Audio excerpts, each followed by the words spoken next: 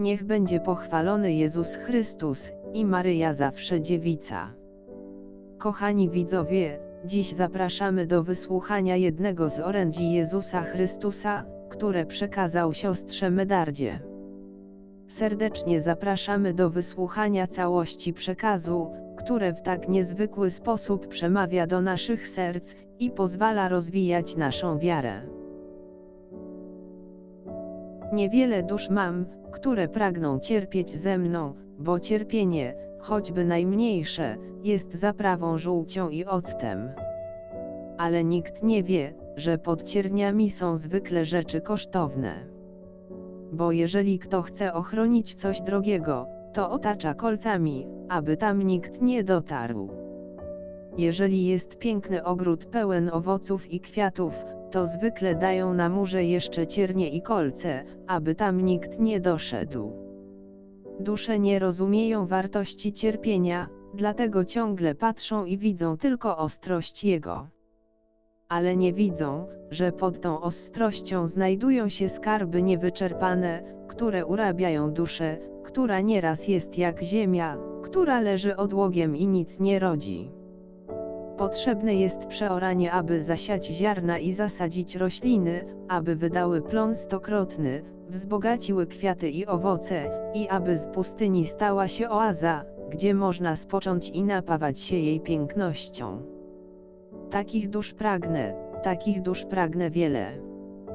Niech się nie lękają ostrością cierpienia, ale niech patrzą się na tę małą garstkę, która stała pod krzyżem, i biorą wzór, a szczególnie od Matki mojej niepokalanej, Matki Bolesnej. Ona była i jest córką Boga Ojca, Matką moją i oblubienicą Ducha Świętego. Była bez zmazy. Była najpiękniejszą lilią czystości, była bez grzechu.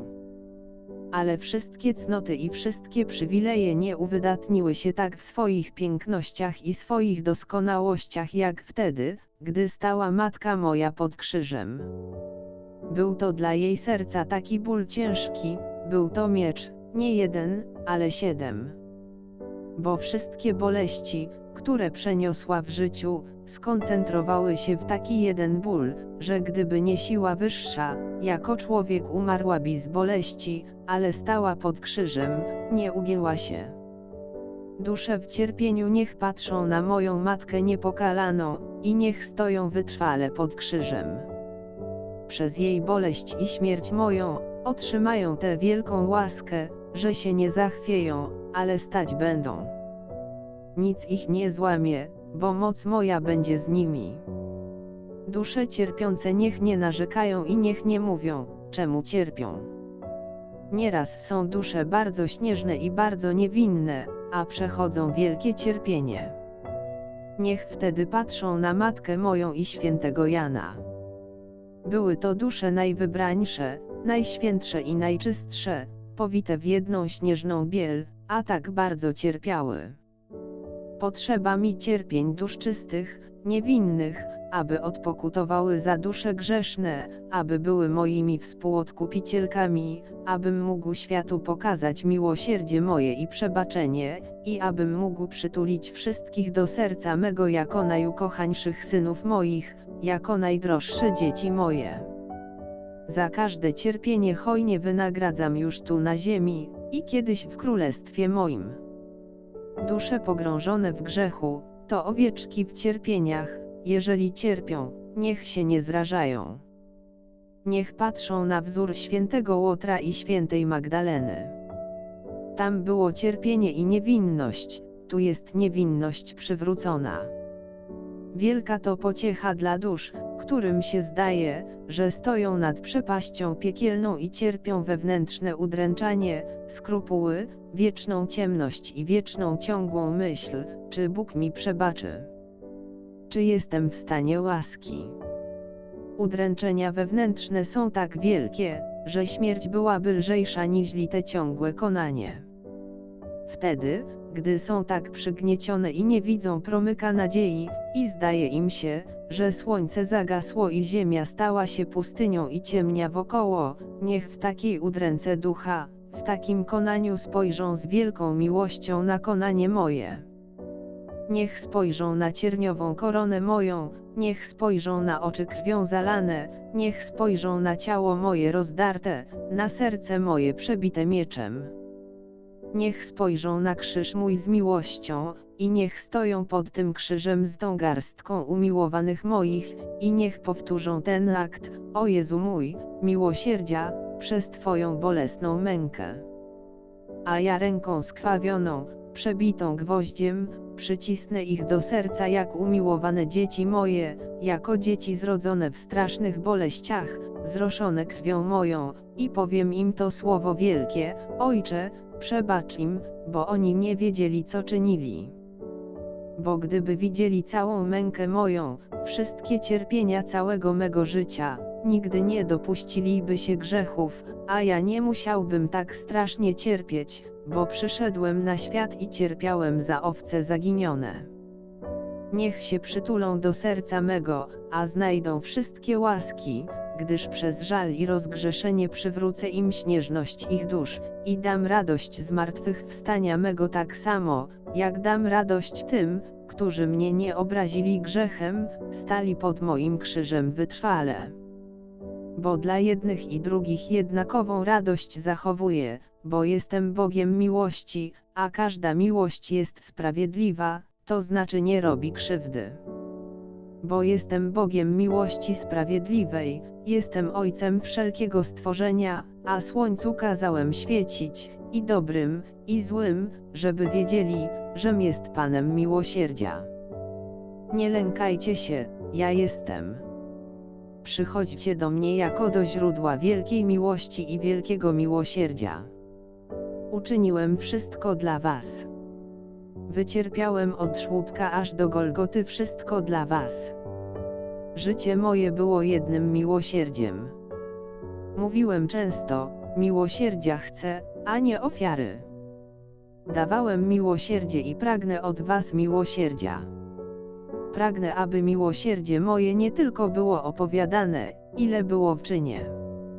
Jednoczę się bardzo z duszą przez miłość, jednoczę się przez niewinność. Ale ten, który jest miłosierny, wtedy jestem ja, wtedy jestem całkowitym i oddanym, że kto okaże choćby najmniejsze miłosierdzie jednemu z najmniejszych moich, ten nie będzie sądzony. Pragnieniem moim jest, gdy przyjdę sądzić, abym był miłosierdziem. Więc błagam was, dusze, czyńcie miłosierdzie, przebaczajcie, chciejcie mnie widzieć we wszelkiej nędzy moralnej, fizycznej i materialnej. Jeżeli chcecie mnie najbliżej poznać, to tam mnie znajdziecie, bo ja tu na ziemi przeważnie zbliżałem się do nędzy, do biednych, kalek, jeśli potrzeba było, życie przywracałem, aby uczynić miłosierdzie. Idźcie moim śladem, okażcie, żeście prawdziwymi dziećmi moimi. Czyńcie to, co ja czyniłem, wtedy chlubić się będą z was. Ogłaszajcie mnie wszędzie. Wszędzie takim, jaki jestem, że jestem Ojcem miłości i miłosierdzia. Was ukochałem, dla was cierpiałem, dla was zmartwychwstałem, dla was żyję ukryty w tabernakulum. Miłosierdzie moje przedłużyłem aż do skończenia świata, żeby żadna dusza nie mogła powiedzieć, że była sama, że nie byłem z nią. Jestem z wami. Jestem z wami po wszystkie dni tu na ziemi, aż do skończenia świata. Jestem z wami. Nie tylko jestem z wami, ale jestem w was, żyję, nie umieram. Chcę tylko przedłużyć życie moje i miłosierdzie przez was, abyśmy byli jedno, abyśmy byli miłością i miłosierdziem. Pragnę was przeistoczyć, przemienić w siebie, pragnę was uwielbić, abyśmy już tu na ziemi żyli w ciele uwielbionym, tak jak ja po zmartwychwstaniu.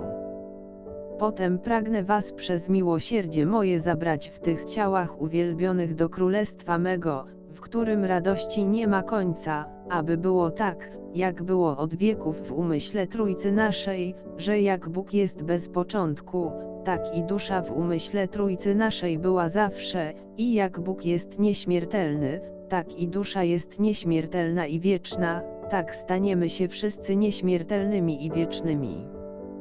Idźcie więc za głosem miłości mojej, za głosem miłosierdzia mego. Idźcie przez Maryję, przez córkę Boga Ojca, idźcie przez Maryję, Matkę moją.